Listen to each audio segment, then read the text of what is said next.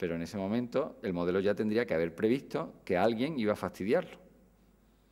En ese momento, fijaos que nos encontraríamos con una reflexión profunda sobre lo que es la libertad. Si sabemos todo lo que va a ocurrir, ¿seríamos libres? Probablemente la respuesta es sí.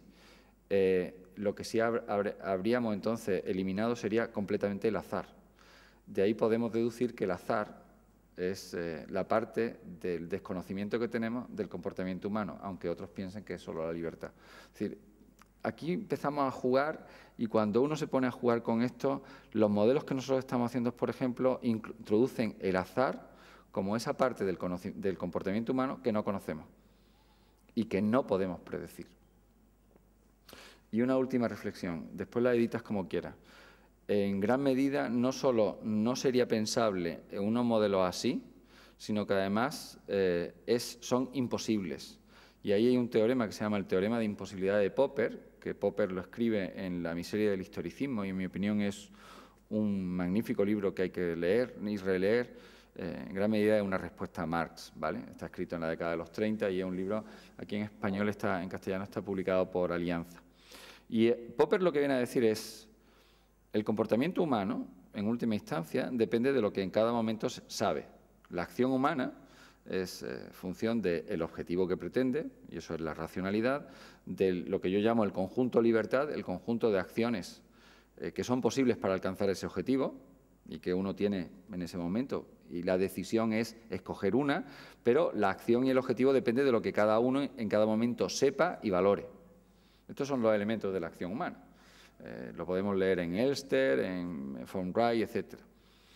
Es curioso, pero la acción humana, según esta idea, depende en gran medida de lo que en cada momento sabemos. Como en el futuro sabremos solo lo que sabremos en el futuro, no podemos predecir lo que vamos a hacer en el futuro porque hoy no podemos conocer lo que solo conoceremos en el futuro. Entonces, cuando a los economistas se nos dice sus modelos fallan porque son incapaces de predecir, yo siempre me defiendo diciendo, ¿usted sabe lo que va a ocurrir, a cómo va a estar el tipo de interés o el petróleo en el año 2020? Dígamelo y entonces yo le digo cómo va a ser la economía española. Pero mientras tanto, como eso no lo sabemos, porque esa información no la tendremos hasta ese momento, es imposible predecir en economía. Todo lo social, en mi opinión, es contingente. Es decir, la acción humana, quitando las que son puramente animales, todas las demás acciones sociales son, en mi opinión, culturales, es decir, contingentes. Podrían ser de otra manera. Si las pensáramos de otra forma, la haríamos de otra manera.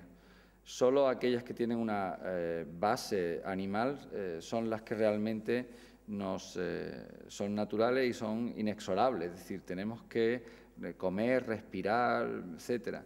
El resto, desde el lenguaje hasta las formas matrimoniales, pasando por la organización económica, podemos organizarla de otra forma. Son acciones contingentes, pueden ser de otra forma, no están predeterminadas. Si están así predeterminadas por un cúmulo, y esto entraría en la antropología económica, es un cúmulo de instituciones que hemos ido creando históricamente. Pues, por ejemplo, algunas con una cierta base natural o biológica, pero es un cúmulo de adherencias culturales a lo largo de la historia, que se pueden incluso superar. Es decir, en una sociedad arcaica, con una economía muy de recolección o de agricultura, el papel de la mujer cuando tiene la gestación, el periodo de gestación, pues es menor que el del hombre, en gran medida porque ella tiene una serie de impedimentos que vienen determinados por sus propias circunstancias biológicas en ese momento. Eso se ha superado. En una sociedad moderna eso ya no tiene por qué ser un impedimento para la producción, por ejemplo. La tecnología en ese sentido y el conocimiento nos ayuda a ir superando también esas cuestiones culturales. Y al mismo tiempo nos contamina. Nos contamina en el sentido de que nos da una serie de creencias o de adherencias que nos hace que creamos firmemente que esto solo puede funcionar así. De hecho, nosotros ahora mismo estamos tan metidos en el mundo o lo tenemos tan clara la religión del mercado y de la libertad de mercado, que ahora mismo uno pregunta por la calle si el Estado tendría que ser el propietario de los medios de producción y me parece que salvo 4 o 5, todo el mundo diría que no. La propiedad privada, la libertad individual, el derecho al intercambio, etcétera, ese conjunto de valores culturales que no tienen por qué ser así, aunque yo también crea en ello, lo subrayo, esos conjuntos de valores culturales están tan imbuidos dentro de nosotros, dentro de nuestra sociedad, y los reproducimos de tal manera en las nuevas generaciones que eso ya prácticamente en gran medida los consideramos naturales, pero nunca lo son, son culturales. Podríamos, por tanto, cambiar, es decir, eso lo bonito que tiene el que una cosa sea contingente es que se puede cambiar. Y yo creo que hay una opinión pública mundial y que introducirnos a través de esa opinión pública mundial es la primera forma para hacer cambiar las estructuras políticas. Creo más en los movimientos de opinión, porque al fin y al cabo los políticos modernos no son ellos los que gobiernan la opinión pública, ellos sencillamente son los primeros que van, no son los que dirigen, no tenemos verdaderos líderes políticos, en gran medida porque no son ellos los que dirigen a la masa, sino que ellos siguen los impulsos sociológicos de la masa. Vamos a ver, el político moderno es un político tan mediático que en gran medida, igual pasa con los capitanes de empresa, es decir, la gente de empresa, están atentos a las tendencias de mercado continuamente, están atentos precisamente a lo que opina la gente. Y de lo que opina la gente extraen ellos el mensaje que después le dicen a la gente y que venden, haciéndolo servir a sus propios intereses.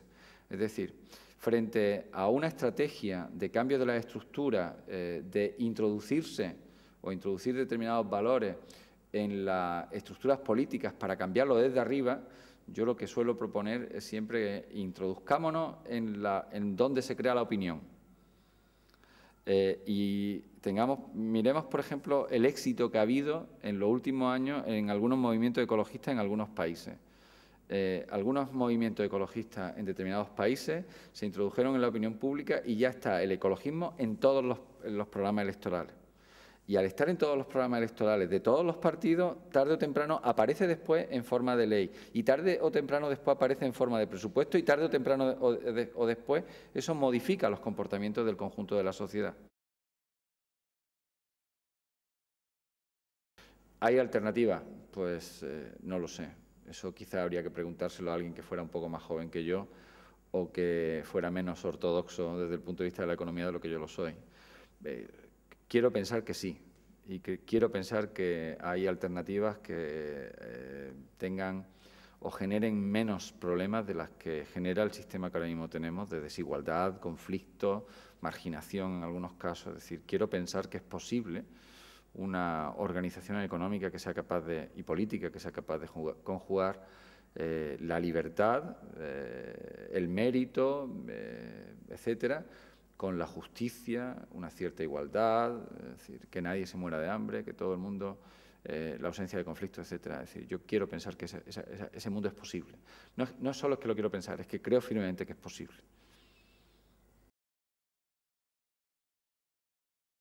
Entonces, tiene que haber sistemas de recompensa que nos lleven a reconocer esa desigualdad intrínseca que tenemos los seres humanos sin romper el igualitarismo y la solidaridad que tiene que haber entre nosotros. Tiene que haberlo. Yo quiero pensar que lo hay. De hecho, he hecho pruebas muchas veces intentando jugar con la distribución de la renta a nivel mundial en la que fuera posible encontrar un mecanismo de retribución de 1 a 3. Es decir, la persona que más gane, que gane 3 veces la que menos gane. Y cuando eso se produce, y que son modelos, es decir, mediante una curva normal, cuando eso se produce, el sistema funciona a largo plazo de una forma más estable y muchísimo mejor que cuando hay mucha desigualdad y, curiosamente, cuando hay mucha igualdad. Funciona mejor.